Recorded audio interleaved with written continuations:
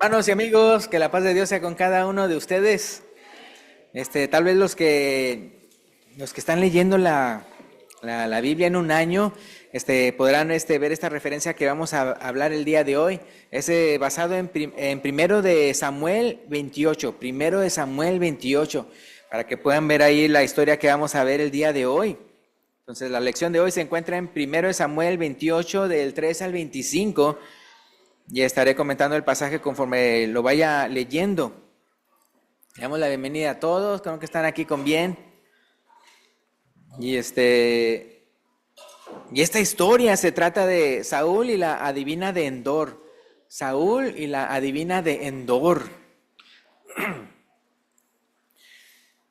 Aún el día de hoy, lamentablemente, uno puede ver que como hay personas, ¿verdad?, que andan practicando estas cosas y todo eso, y es algo aborrecible delante de Dios, que para nada uno no debe de escucharlos, uno no debe de oírlos, no debe practicarlo, no debe de aprender de ellos o aprender a hacerlo, no debe de consultar nada de esto. Pero esta es una historia, yo creo que en mi caso, vean, como crecí ahí y leyendo la Biblia y todo eso, yo creo que es lo más cerquita que yo he estado en una situación así, en el sentido de que, pues sí, o sea, cuando usted lo lee ahí en 1 Samuel 28, pues sí, o sea, gracias a Dios que Dios me ha alejado de todo ese tipo de cosas, pero aquí uno puede ver, ¿no?, algo al respecto. Entonces, 1 Samuel 28, el versículo 3, primero nada más el versículo 3, ¿qué es lo que dice? Ya Samuel había muerto y todo Israel lo había lamentado y le habían sepultado en Ramá, su ciudad. Y Saúl había arrojado de la tierra a los encantadores y adivinos. Entonces, hermanos, aquí el profeta Samuel era el que había ungido a Saúl, ¿se acuerdan? Que había ungido a Saúl como primer rey de Israel. Y Saúl había arrojado a los adivinos porque al principio de su reinado, Saúl era obediente a la voluntad de Dios. Ya después, lamentablemente, se hizo desobediente y se alejó de Dios y Dios de él. Pero así al principio él sí era obediente y por eso, como dice aquí en su palabra en el versículo 3, Saúl había arrojado a la tierra a los encantadores y adivinos. Ahora, Deuteronomio capítulo 18, nada más como una referencia de ver cómo a Dios no le gusta nada de eso. Deuteronomio 18, nada más voy a leer el versículo 10 y 11. Deuteronomio 18, versículo 10 y 11. Dice, no sea hallado en ti quien haga pasar a su hijo o a su hija por el fuego. Eran los sacrificios que hacían. Ni quien practique adivinación, ni agorero, ni sortílego, ni hechicero, ni encantador, ni adivino, ni mago, ni quien consulte a los muertos. Entonces era bien claro, ¿no? Entonces en este caso, como les decía, al principio Saúl fue obediente en echarlos para afuera. Pero ¿qué dice después, continuando con el tema del día de hoy? Primero Samuel 28, 4, que es lo que continuando ya. Entonces al principio del versículo 3 simplemente él está mencionando cómo está la cosa. Pero entonces ya del 4 en adelante va a decir, entonces va a relatar la historia que sucede en este capítulo. Primero de Samuel 28, 4 en adelante dice, se juntaron pues los filisteos y vinieron y acamparon en Sunem. Y Saúl juntó a todo Israel y acamparon en Gilboa. Acuérdense, estaban en guerra, bien reñidos. Y cuando vio Saúl el campamento de los filisteos, tuvo miedo y se turbó su corazón en gran manera. Y consultó Saúl a Jehová, pero Jehová no le respondió, ni por sueños, ni por Urim. Acuérdense que el Urim lo usaban los sacerdotes para consultar a Dios, ni por profetas. Versículo 7. Entonces Saúl dijo a sus criados, buscadme una mujer que tenga espíritu de adivinación, para que yo vaya a ella y por medio de ella pregunte. Aquí uno puede ver a lo alejado que estaba de Dios, que ya no respondía a Dios porque andaba ya lejos de Dios. Ya el Espíritu de Dios ni siquiera estaba con él. Y aquí dice, continúa diciendo, y sus criados le respondieron, he aquí hay una mujer en Endor que tiene espíritu de adivinación. Y se disfrazó Saúl, el rey Saúl, se disfrazó y se puso otros vestidos. Y se fue con 2 hombres. Y vinieron a aquella mujer de noche. Y él dijo, yo te ruego que me adivines por el espíritu de adivinación. Dice, y me hagas subir a quien yo te dijere. Entonces imagínense toda la escena muy oscura, ¿no? O sea, en primer lugar, haciendo algo horrible, haciendo algo terrible. Hermanos, yo espero que nunca ninguno de ustedes haya hecho esto, ¿no? Pero es algo bien horrible eso, ¿no? De que andar yendo a un lugar, o sea, que está completamente alejado de Dios, ¿no? Y todo. Y dice, me haga subir a quien yo te dijere. Y versículo 9, y la mujer dijo, he aquí, tú sabes que Saúl ha hecho lo que Saúl ha hecho, porque no sabía que era Saúl, porque estaba disfrazado. ¿Cómo ha cortado de la tierra a los encantadores, evocadores y adivinos? ¿Por qué pues pones tropiezo a mi vida para hacerme morir? Porque acuérdense que esa era la pena para todos ellos, era la muerte. Versículo 10, entonces Saúl le juró por Jehová, diciendo, vive Jehová que ningún mal te vendrá por esto. ¿Qué cosas, no? A veces las personas están bien alejadas de Dios y como quiera mencionan a Dios, ¿verdad? Bien alejadas y como quiera dice, le doy gracias a Dios por esto y aquello, ¿verdad? Cuando están ahí tratando de recibir un premio o algo así, ¿verdad? No, pues sí, o sea, y juran por Dios, ¿verdad? Que eso y aquello. Entonces igualmente él, ¿verdad? Bien alejado de Dios, pero como quiera, utilizando el nombre de Dios en vano. Dice, vive Jehová que ningún mal te vendrá por esto. Versículo 11, y la mujer entonces dijo, ¿a quién te haré venir? Imagínense, es de noche, ¿no? Porque ellos vinieron de noche, y luego el disfrazado, sin sus ropas reales, y luego con las otras personas. Imagínense el lugar de la bruja, y todo, y luego imagínense las cositas colgando ahí, todo así, una cosa bien horrible. Me acuerdo cuando una vez yo fui a a un lugar. Bueno, me acuerdo, una era en Indiana. En Indiana fui a un lugar donde tenían tigres y leones, pero era un lugar, un shelter. O sea, un lugar como es donde tienen los gatitos y los perritos, pero en este caso eran leones y cosas así. Y era en Indiana, era en el condado, en el mismo donde estaba yo sirviendo allá, antes de venir aquí. Y no, pues fuimos de allá. Y sí, los leones y todo en una casa ahí entre el bosque, ¿no? Pero adentro había culebras y serpientes, ¿no? Y cosas así. Uy, a mí se me hacía como que parecía, como que esos que parecen que creen también en, ¿cómo se llama? En cosas colgando y todo, vean. Uy, se sentía muy así. Y me acuerdo cuando, y sí, pues, vimos al león y el león así, y nada más no sé si lo podemos tocar así, pero con el vidrio que uno tiene atrás en su, ¿cómo se llama? En su comedor, ¿no? Que para ir al patio, pues haz de cuenta era así, pero el patio era con leones y tigres y leopardos, ¿no? Pero sí, o sea, por dentro estaba media oscura la casa, como medio rara, ¿no? Como que creían en amuletos y cosas así. Pero entonces imagínense así el lugar, ¿verdad? Y oscuro, vea, y con la bruja esa. Y entonces dice, ¿a quién te haré venir? Y él respondió, hazme venir a Samuel. Y viendo la mujer a Samuel, clamó en alta voz y habló a aquella mujer a Saúl, diciendo, ¿por qué me has engañado? Pues tú eres Saúl. Y el rey dijo, no temas, ¿qué has visto? Y la mujer respondió a Saúl, he visto dioses que suben de la tierra. Vea su vocabulario, ¿no? Versículo 14, él le dijo, ¿cuál es su forma? Y él respondió, un hombre anciano viene cubierto de un manto. Saúl entonces entendió que era Samuel y humillado a rostro a tierra hizo gran reverencia. Ahora aquí me quiero detener para aclarar algo. Ahora unos dicen que no era Samuel, sino que un demonio que usurpó su identidad. Entonces, ahora los primeros que dicen eso son los testigos de Jehová y los adventistas, porque ellos creen que un alma sin cuerpo eso es imposible. O sea, es decir, si el cuerpo está muerto, el alma está muerta. Eso es lo que ellos creen, pero uno en la Biblia puede ver que hasta un alma sin cuerpo puede estar con vida. Uno lo puede ver en diferentes historias, así como ¿cómo se llama? El monte de la transfiguración, se apareció a Elías no murió, pero quien sí murió y hasta fue sepultado fue Moisés, ¿ya?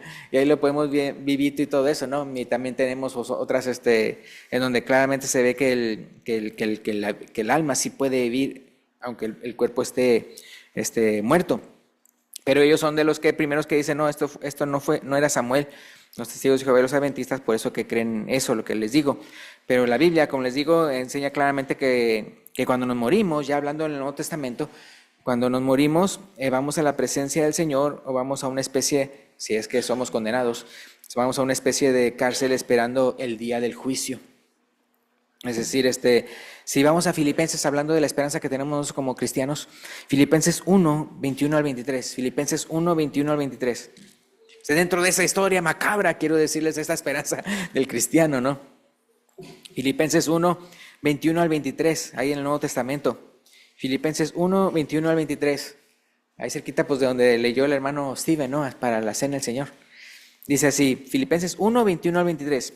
Pablo le dice a los cristianos, porque para mí, ¿qué dice? Para mí el vivir es Cristo y el morir, ganancia. Ahora, si Pablo hubiera pensado que el morir iba a estar 2 metros bajo tierra, inerte, es decir, sin vida, sin nada de nada, pues no tendría sentido que el morir fuera ganancia. Si ahorita se encuentra 2 metros bajo tierra. Versículo 22. Pero si el vivir en la carne, es decir, estar aquí con vida, con ustedes, resulta para mí en beneficio de la obra, no sé entonces qué escoger, porque de ambas cosas estoy puesto en estrecho. Significa ambas, o sea, o estás con vida y sirviendo a la iglesia, o estás muerto. ¿Y qué sucede? ¿Qué dice aquí? Porque de ambas cosas estoy puesto en estrecho, teniendo deseo de partir y estar con Cristo, lo cual es muchísimo mejor. Entonces significan, o sea, o es uno o es otro. O dice, estoy en estrecho, no sé qué decidir. Ahora, si él hubiera pensado que muerto iba a estar ahí inconsciente 2 metros bajo tierra, pues obviamente lo mejor es trabajar en la obra del Señor. Pero él está diciendo, no, o es entre estar con ustedes sirviendo en la obra del Señor, o partir y estar con Cristo, lo cual es muchísimo mejor. O sea, una de dos, ¿verdad? Acuérdense que en otra cita dice, ausentes del cuerpo, presentes con el Señor.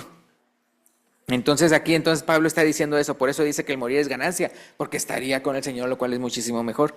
Pero volviendo al relato de hoy y la identidad del que se le apareció, si nos damos cuenta, el autor de la historia, el que está relatando aquí, dice que era Samuel. Dice que era Samuel. Él es el que dice. ¿Dónde? Pues por ejemplo en el versículo 12, y viendo la mujer a Samuel. Ahora, ¿quién es el que está diciendo eso? El que está relatando la historia. El autor, ¿verdad? En otras palabras, como uno diría, la Biblia dice eso. Entonces dice, y viendo la mujer a Samuel, así dice. No dice un espíritu que usurpó a Samuel ni nada de eso. Dice que era Samuel. Y también el versículo 15. Cuando en el versículo 15, llega a verse que habla a Samuel y dice que es Samuel el que está diciendo esas cosas. Y el versículo 16 también dice lo mismo. Pero sí, entonces al final de cuentas lo que estoy diciendo es que el que relata la historia aquí dice que es Samuel. Entonces con esto no estoy queriendo decir que los mediums verdaderamente pueden llamar a los muertos. Yo sí creo que los demonios, que son demonios haciéndose pasar por seres queridos, pero no puedo negar que en esta ocasión especial Dios permitió eso. Dios permitió que Samuel apareciera para reprender una vez más a Saúl. Acuérdense que el diablo y los demonios, ellos no quieren reprenderlos a uno si uno está mal, ¿verdad? Al contrario, dice, estás muy bien, síguele así, todo eso te va a ir muy bien. Eso es lo que hace un demonio o el diablo, es que engañar a la gente, pero no va a ir a uno y decirle, tú estás mal, arrepiéntete y todo eso, ¿no? Pero entonces aquí podemos ver que no, si era Samuel, ¿verdad? Entonces otra vez era algo que Dios hizo, ¿verdad? Para que entonces sí apareciera, pero para regañarle una vez más a Saúl. Entonces, pero sí, el día de hoy, ¿verdad? Que los que llegan a decir eso, de que, ay, que te voy a tu tío y quién sabe qué, o tu abuelita y todo eso, para mí eso sí son espíritus malignos, ¿no?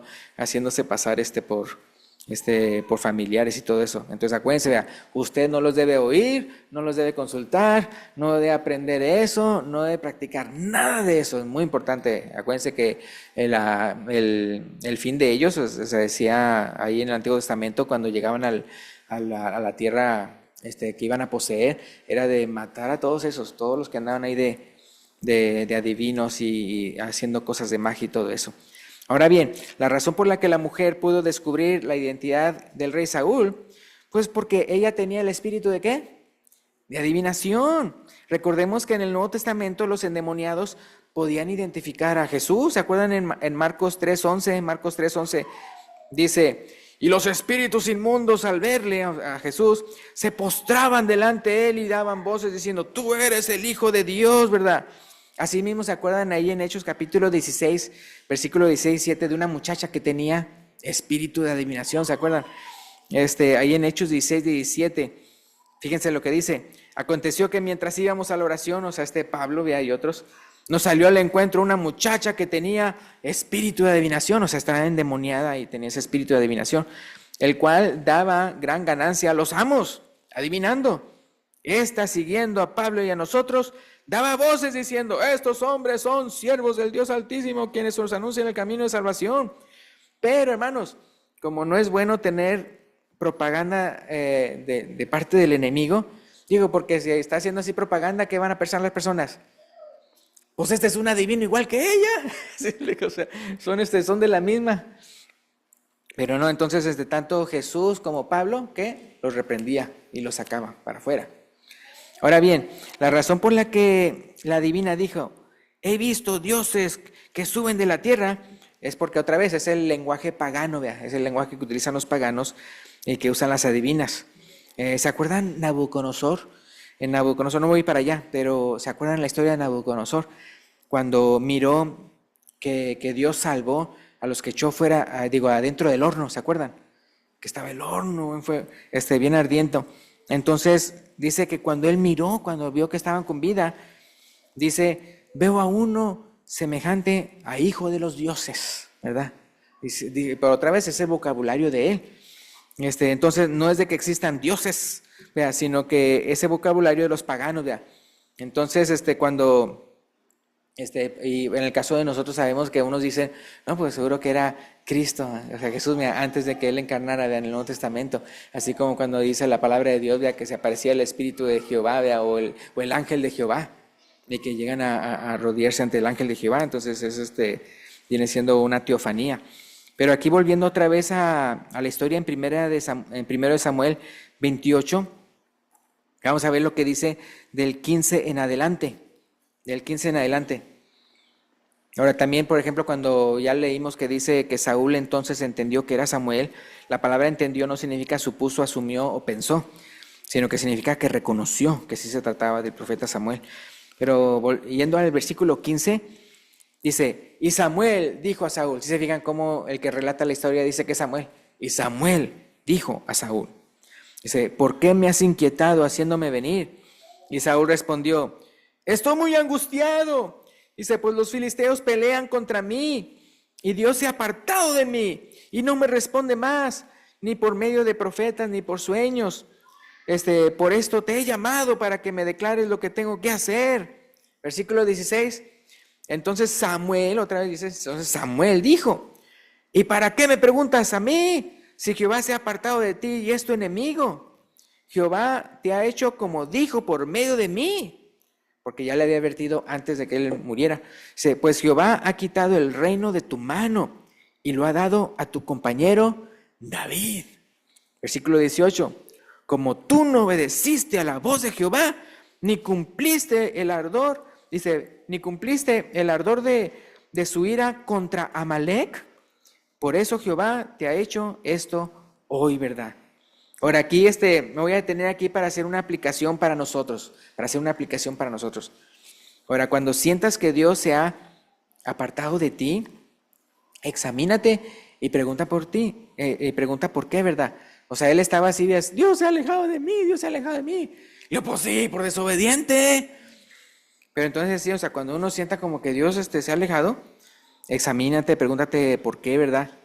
Se trata de un simple sentimiento, o sea, que no sea verdad, pero simplemente tú crees, o hay una razón válida para que Dios sea parte de ti. A veces creemos que Dios no está con nosotros por las cosas que nos salen mal, pero eso no es cierto necesariamente, ¿no? Acuérdense que en la Biblia dice que nosotros vamos a sufrir pruebas. Y el juicio de Dios es necesario que comience con la casa de Dios, a hacer pruebas y pruebas y pruebas, así como los hijos de Israel sufrieron pruebas, eran también pruebas para que realmente vemos que si realmente amamos a Dios o no, y para que nuestra fe se fortalezca.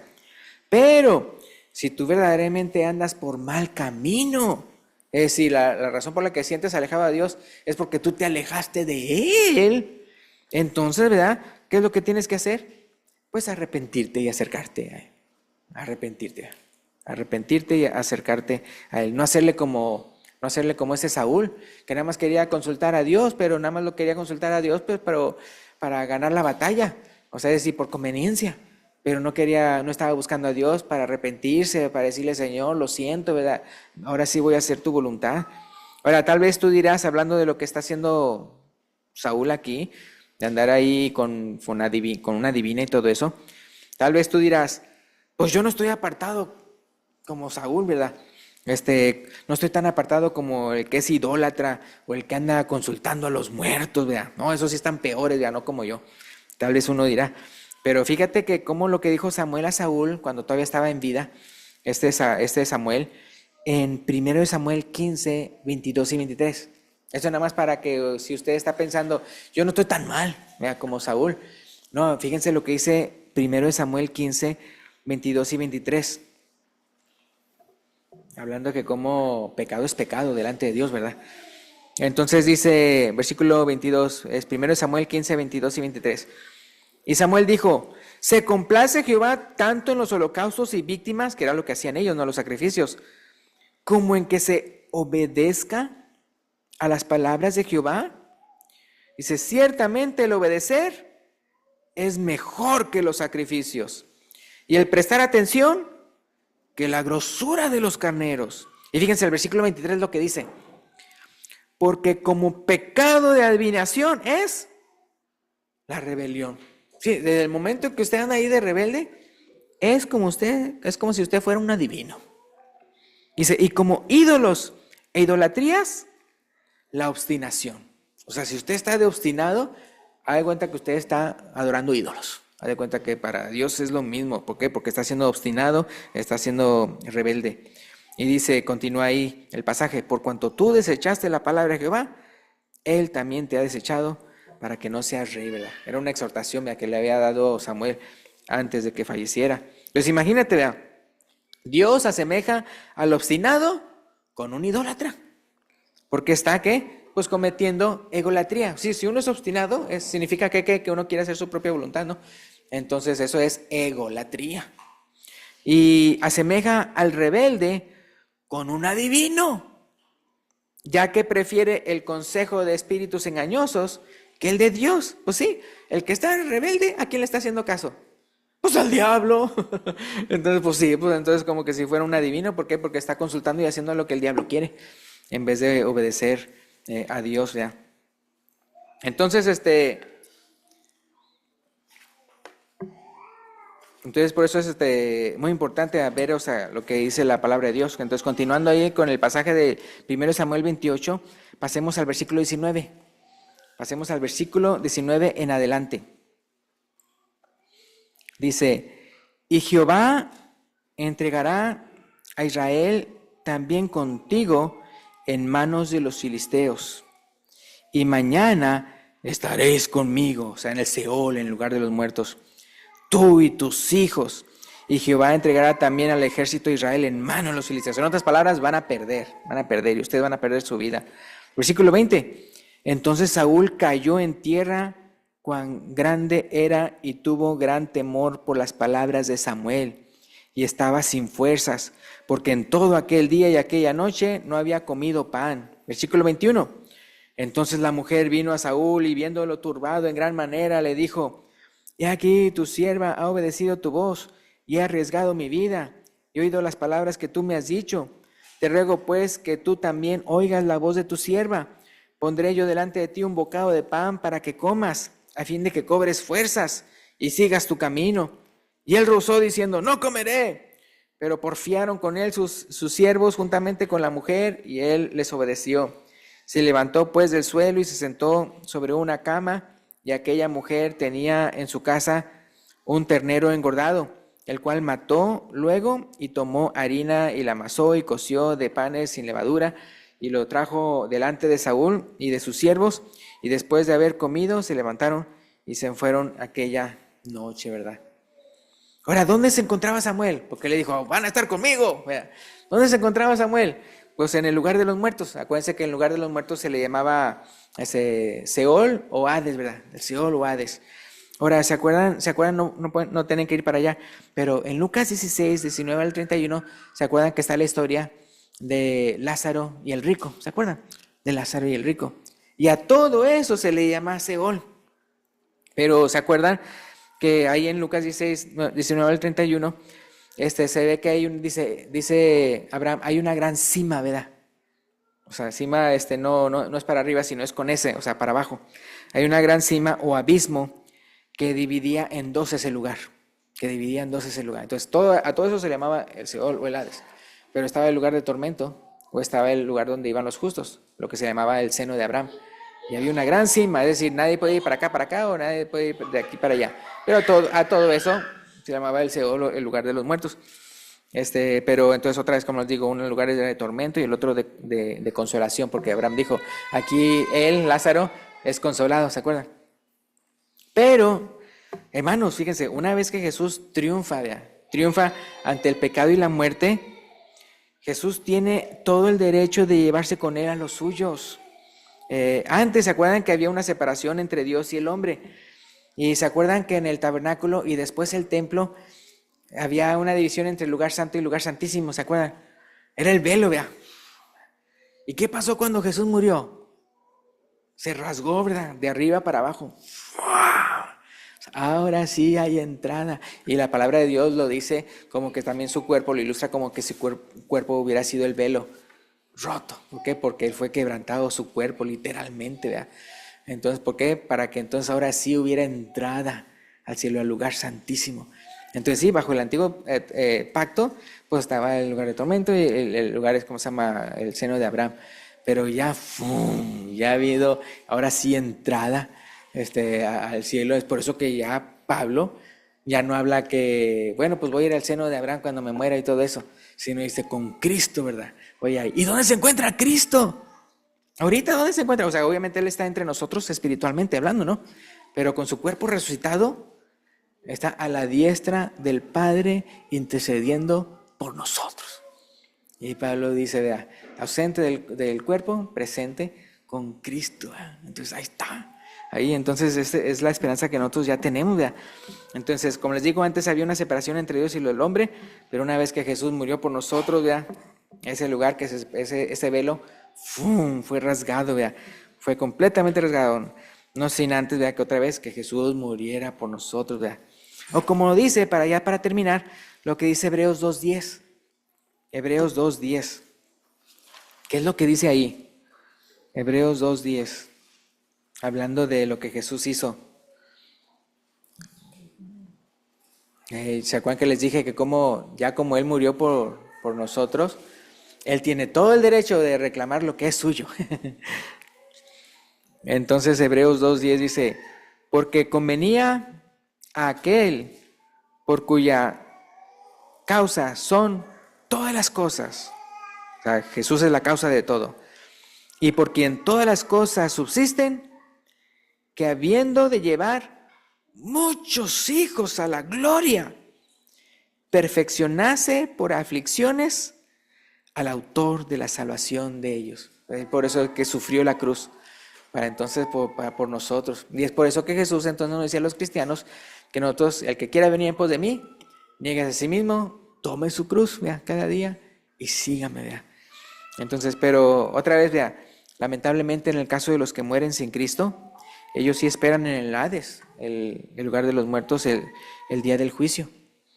Y una vez, vea, sentenciados, son arrojados y condenados al lago de fuego. No voy a ir para allá, pero es en Apocalipsis 20, 11 al 15. En Apocalipsis 20, 11 al 15, donde está el juicio del gran trono blanco. Y hay todo aquel que no se halló su nombre en el libro de la vida, entonces son sentenciados y arrojados al lago de fuego. Entonces, por eso es bien importante, ¿no? Por eso es que clamamos, vea, a las personas, vea, reconciliados con Dios, vea, como decía el apóstol Pablo, reconcíliense con Dios, hermano. Va a haber un día en el cual el periodo de la gracia se cierre, ya no va a haber gracia, sino que va a haber nada más la justa recompensa de todos, ¿verdad? Pero eso sí, los que estamos en Cristo, ya Cristo ya pagó por nuestros pecados. Pero todos aquellos a quienes Cristo no ha perdonado los pecados porque no han querido ser obstinados y rebeldes, entonces no van a tener, sino que van a tener ellos mismos tener que pagar por sus propios pecados. Y la paga del pecado es muerte, ¿verdad? Por eso, pero qué bueno que la dádiva de Dios es vida eterna en Cristo Jesús. Entonces ahorita, ¿verdad? Le decimos a todos ustedes, les rogamos, ¿verdad? Como Pablo decía, les rogamos reconcíliense con Dios. Entonces aquí, ¿verdad? Hay agua, ¿verdad? Para que si usted quiere el día de hoy confesar que cree que Jesucristo es el Hijo de Dios y que Él murió por usted, resucitó al tercer día y quiere entonces arrepentirse de sus pecados, ¿verdad? Y quiere entonces bautizarse para perdón de pecados y recibir el don del Espíritu Santo, lo puede hacer el día de hoy. Y eso sí, con la idea de ¿qué? De ser un discípulo de Cristo para mantenerse firme de por vida. Y gracias, hermanos, y pues Dios los bendiga. Entonces, sí, el que tenga una decisión lo puede hacer saber cuando el hermano que dirige el himno de invitación se lo diga. Gracias.